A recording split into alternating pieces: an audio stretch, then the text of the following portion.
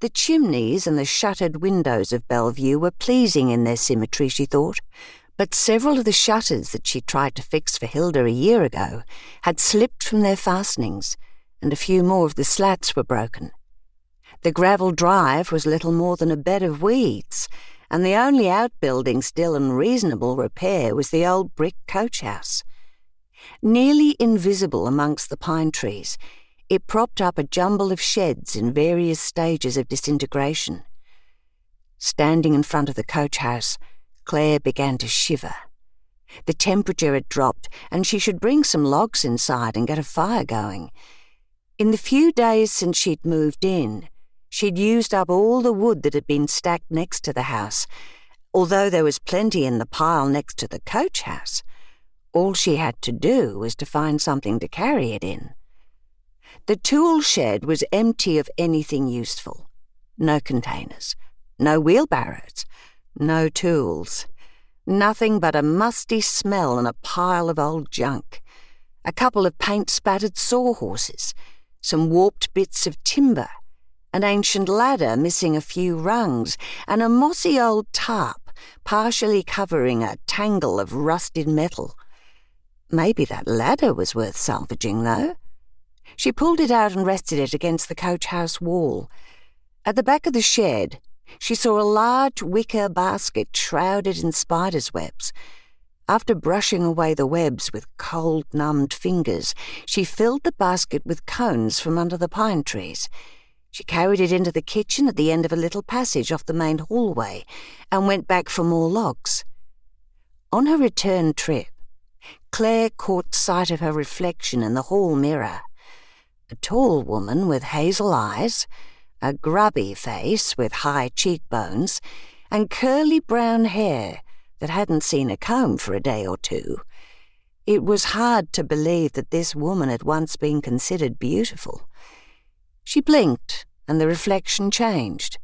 It was Aunt Hilda she saw. Hilda as she was when Clare had last seen her some months back. Face stripped down to its bare bones, framed by fluffy white hair. With the logs forgotten, Clare wandered along the hallway, under the archway decorated with plaster heads, and into her bedroom at the back of the house. On the dressing table was a framed photo of her husband, Jack. He who would never grow old, a handsome young man with thick fair hair, and the grin that she'd found so engaging from the evening they'd first met. A man whom she missed at this moment with a startling intensity. A man who looked as he had all those years ago, not long after they'd become engaged, when he'd first brought her up to Bellevue to meet his aunt and uncle. Pushing away Jack's image, she peered out the window. While you couldn't see the cliff edge from here or the rainforest that lay below, you could see the escarpment on the far side of the valley. With the onset of evening, it had become flat, its buttresses and fissures no longer defined by light and shade. This created an illusion of closeness, almost as if you could stretch out a hand across the valley and touch the rock face on the far side. She started at a sudden movement to her left. Someone was dashing across the grass in front of the rhododendrons and heading towards the street. A small, slight figure moving so quickly in the dwindling light that she couldn't make out if it was an adult or a child. She ran down the hallway and out of the door, facing Mitchell Lookout Road. No one around. Not a soul in sight. Not unless you counted the startled-looking kangaroo near the coach house. As she crunched across the gravel, the kangaroo thumped off through the pine trees. Something lay on the grass next to the low-lying azaleas at the side of the veranda. It was a 2B pencil, with an end that had been chewed so hard the wood was splintered.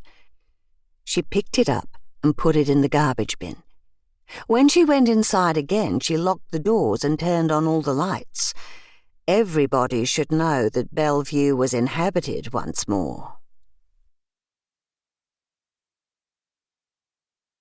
Chapter 2. Without a weapon, he didn't...